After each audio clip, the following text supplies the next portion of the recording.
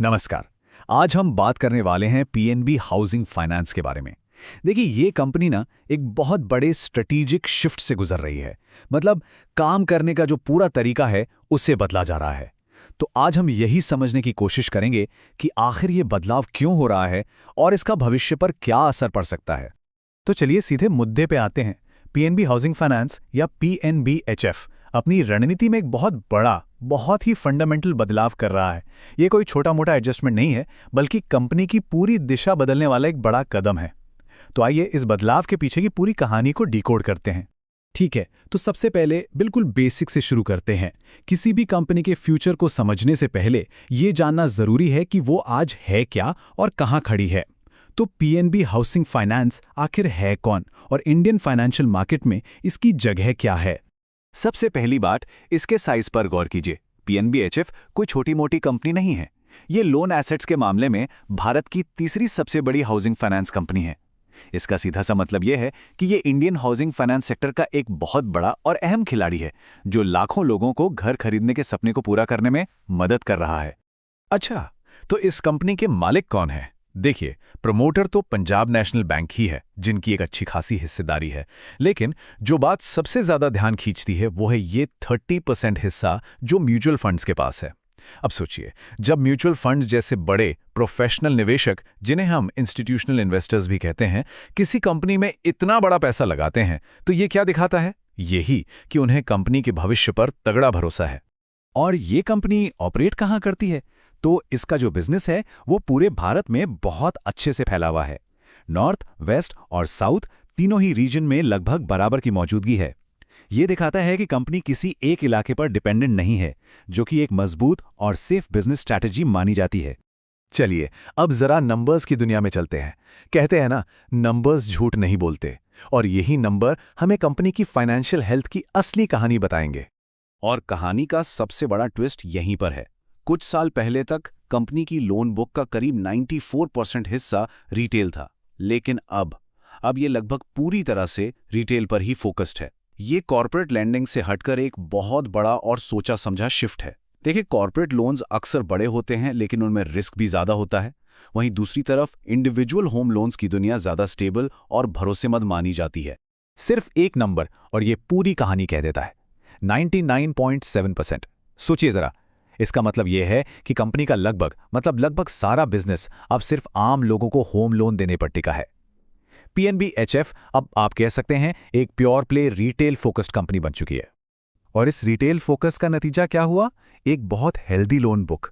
Company के gross non performing assets, यानी वो खराब लोन्स जिनका पैसा शायद वापस ना आए, उनमें अच्छी खासी कमी आई है।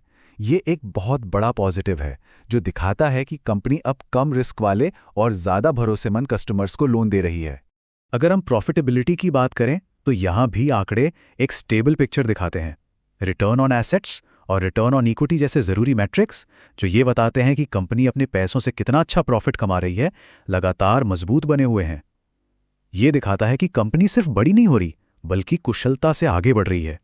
तो ये तो हो गई बात कि पीएनबीएचएफ आज कहाँ खड़ा है। लेकिन अब सवाल ये है कि कंपनी का आगे का प्लान क्या है। चलिए अब नए मैनेजमेंट के विजन और कंपनी के फ्यूचर प्लान्स पर एक नज़र डालते हैं। कंपनी के नए एमडी और सीईओ अजय कुमार शुक्ला की ये बात फ्यूचर का रोड मैप बिल्कुल साफ कर देती है। तो स्ट्रैटेजी दो हिस्सों में है। एक तरफ अफोर्डेबल हाउसिंग, यानी किफ़ायती घरों के अपने कोर बिजनेस को और मजबूत करना, और दूसरी तरफ कंस्ट्रक्शन फाइनेंस जैसे नए और ज़्यादा प्रॉफिट वाले एरिया में उतरना। यहाँ हम देख सकते हैं कि उस विजन को असल एक्शन पॉइंट्स में कैसे बदला गया है। छोटे शहरों में विस्तार करना, लोन की क्वालिटी को बेस्ट बनाए रखना और हर प्रोसेस को आसान और तेज बनाने के लिए टेक्नोलॉजी का भरपूर इस्तेमाल करना। ये एक बहुत ही साफ और फोकस प्लान नजर आता है। और ये स्ट्रैटेजी अब सिर्फ कागजों पर नहीं है, बल्कि एक्शन में आ रही है। कंपनी न केवल कंस्ट्रक्शन फाइनेंस में वापस आ रही है, बल्कि उभरते हुए डेवलपर्स को टारगेट करने के लिए एक बिल्कुल नया वर्टिकल भी बना रही है। ये एक स्मार्ट मूव है, क्योंकि इन छोटे डेवलपर्स पर अक्सर बड़े बैंकों का ध्यान नहीं जाता और यहां ज्यादा रिटर्न कमाने का एक अच्छा मौका मिल सकता है। अच्छा, कंपनी के अपने प्लान तो बहुत अच्छे लग रहे हैं, लेकिन बाहर की दुनिया यानी मार्केट के एक्सपर्ट्स और रेटिंग एजेंसियां वो इस बारे में क्या सोचती हैं? चलिए अब उनका नजरिया भी समझ लेते हैं। ये एक बहुत बड़ा एंडोर्समेंट है। जब जेपी मॉर्गन जैसा बड़ा ग्लोबल इन्वेस्टमेंट बैंक किसी कंपनी को ओवरवेट रेटिंग देता है और उसे टर्न अराउंड स्टोरी कहता है, तो पूरा मार्केट इसे नोटिस करता है। ये कंपनी की नई स्ट्रैटेजी में एक जबरदस्त भरोसे को दिखाता है। और ये सिर्फ जेपी मॉर्गन की राय नहीं है। मोतीलाल ओसवाल जैसे बड़े इंडियन ब्रोकरेज हाउस भी इसे लेकर काफी बुलिश है। उन्होंने ना सिर्फ बाय रेटिंग दी है, बल्कि अगले कुछ सालों में करीब 19% की कंपाउंडेड एनुअल ग्रोथ रेट का अनुमान भी लगाया है। इसका मतलब है हर साल लगातार दमदार ग्रोथ। और आखिर में बात करते हैं क्रेडिट रेटिंग्स की। क्रिसिल और आइसीरा जैसी एजेंसियों से AAA और AA+ जैसी टॉप रेटिंग्स मिलना ये बताता है कि कंपनी की फाइनेंशियल बुनियाद चट्टान की तरह मजबूत है। ये हाई रेटिंग्स इसलिए भी जरूरी हैं क्योंकि इनकी वजह से कंपनी को मार्केट से कम ब्याज पर पैसा मिलता है, जिससे उसका प्रॉफिट मार्जिन और भी बढ़ जाता है। तो इस पूरे एनालिसिस से हमें क्या समझ आया? चलिए अब तक की सारी जरूरी बातों को फटाफट समराइज कर लेते हैं। कुल मिलाकर कहानी ये है कि PNB-HF ने खुद को एक मजबूत, पूरी तरह से रिटेल फोकस कंपनी के तौर पर री इन्वेंट किया है। इसके लोन की क्वालिटी शानदार है, फ्यूचर के लिए एक क्लियर ग्रोथ प्लान है और मार्केट के बड़े एक्सपर्ट्स भी इसे लेकर काफी पॉजिटिव हैं।